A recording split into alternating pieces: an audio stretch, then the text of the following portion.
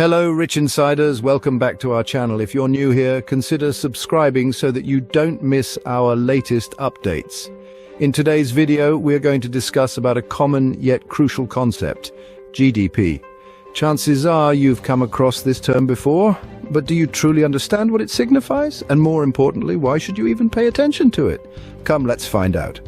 GDP, or gross domestic product, is the total monetary value of all finished goods and services produced within a country's borders in a specific time period. In simple terms, GDP is the way we measure an economy and its growth. If we say US has a good GDP growth rate, it means the US economy is doing fairly well. Besides GDP, other factors contribute to an economy's growth, but that's a topic for some other day. Now, measuring the GDP growth rate is important because it can impact a range of factors, including the job market, interest rates, and even the standard of living in a country. So what influences GDP? Let's dive into the key contributors. First, it's essential to understand that GDP is primarily driven by four components: consumption, investment, government spending, and net exports. Consumption refers to the total spending by households on goods and services, from groceries and haircuts to new homes and healthcare. It's the largest contributor to GDP in many economies. Investment, on the other hand, includes business expenditures on equipment and buildings and changes in inventory. It's a crucial driver of economic growth as it paves the way for increased production and job creation. Government spending is another key contributor. This includes all public sector spending on infrastructure, education, healthcare, and defense. It's a vital tool for governments to stimulate economic growth, particularly during times of economic slowdown. Lastly, net exports. This is the difference between what a country sells to the rest of the world and what it buys.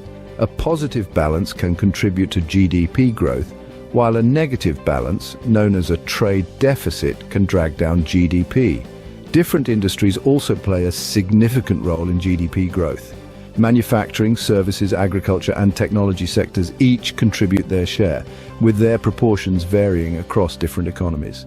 For example, developed countries often have a dominant service sector, while developing countries may rely more heavily on agriculture or manufacturing.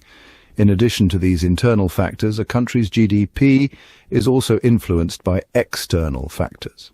Global trade and exchange rates play a big role as they affect a country's net exports. Political stability, both domestically and internationally, can also impact foreign investments and consumption. Major geopolitical events like wars or trade disputes can have far-reaching effects on a country's economic performance. So as you can see, GDP is influenced by a complex interplay of factors, each contributing to the overall picture of an economy's health. Understanding these factors can provide valuable insights into the dynamics of an economy. Now that we've understood what GDP is and what affects it, let's delve into the different types of GDP. First off, we have nominal GDP. This is the raw measurement of GDP without any adjustments. It's the most straightforward way to measure a country's economic output. However, it doesn't take into account changes in the price level or inflation. That's where real GDP comes in. Real GDP is GDP adjusted for inflation. By taking inflation into account, it provides a more accurate picture of economic growth over time. Another important type of GDP is GDP per capita. This is GDP divided by the total population. It gives us an idea of the average economic output per person. This is particularly useful when comparing the economic performance of different countries, as it provides a sense of the average standard of living in each country. The fourth type is PPP, which stands for Purchasing Power Parity. It is another way to measure GDP, taking into account differences in price levels between countries. This metric is the outcome of the relative cost of goods and services between countries, adjusting GDP figures to reflect the purchasing power of each country's currency. For example, the purchasing power of people in the United States, where US dollars are spent, is much higher than that of people from Sri Lanka. In summary, understanding these different types of GDP, nominal, real, per capita, and PPP, can provide valuable insights into economic trends and potential investment opportunities. Now, how do we calculate GDP? There are three main methods: the production approach, the income approach, and the expenditure approach. The production approach considers the market value of all goods and services produced within a country. The income approach sums up all the incomes earned by individuals and businesses. And lastly, the expenditure approach adds up all spending on goods and services by individuals, businesses, and the government, and then subtracts the value of imports.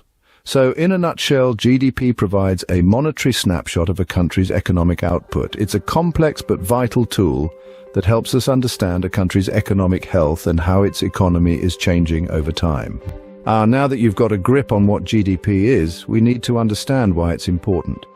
GDP, or gross domestic product, is more than just a complicated economic term. At times, GDP also influences government policies. For instance, let's say a country's GDP is falling. This could signal an economic downturn, prompting the government to inject money into the economy, perhaps by increasing spending or cutting taxes. On the other hand, if GDP is rising too quickly, it could lead to inflation. To cool things down, the government might raise interest rates or reduce spending. So you see, GDP doesn't just reflect economic health, it actively shapes fiscal and monetary policy decisions. GDP also plays a key role in comparing the economic performance of different countries. It's like a scorecard on a global scale. By comparing GDPs, we can see which countries are economic powerhouses and which are lagging. We can also track a single country's economic trajectory over time, providing vital information for investors, policymakers, and anyone interested in understanding the global economy. But remember, while GDP is an incredibly useful tool, it's not perfect. It doesn't account for factors like income inequality or environmental impact. That's why economists often use it alongside other indicators to get a more complete picture of a country's economic health. That being said, GDP is a crucial factor driving government decisions that affect everything from interest rates and spending to job creation and living standards. So the next time you hear about GDP in the news, you'll understand just how much rides on this one little acronym. We've seen what GDP is and how it is calculated, but how does it relate to economic growth? Well, the relationship between GDP and economic growth is a fascinating one.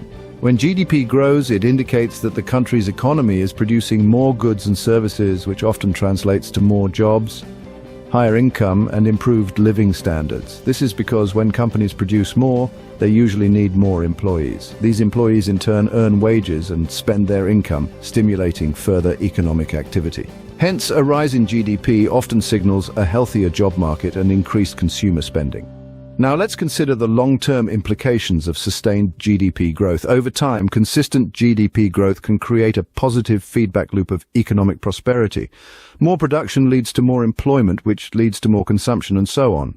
This cycle can spur innovation as companies compete to offer better products and services. It can also attract investment, both domestically and from abroad, as investors seek to capitalize on a growing economy.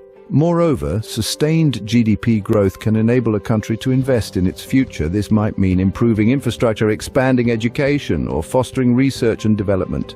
Each of these can further stimulate economic growth, creating a virtuous cycle of prosperity. Now, why does all this matter? Understanding GDP is important because it serves as a benchmark for economic success of a country. By staying informed about GDP and other economic indicators, we can better understand the world around us and make informed decisions in our lives. So we encourage you to delve deeper into economic concepts. Don't stop at GDP. Explore inflation rates, unemployment rates, fiscal policies, and more. The world of economics is vast and intricate, filled with fascinating concepts that can enhance your understanding of the world around you. Let us know if you're interested in any of these topics. We'd love to bring some insightful content on these subjects. Also, if you found this video helpful, share it with a friend or family. Subscribe to our channel and stay tuned for our latest updates. Until next time, take care.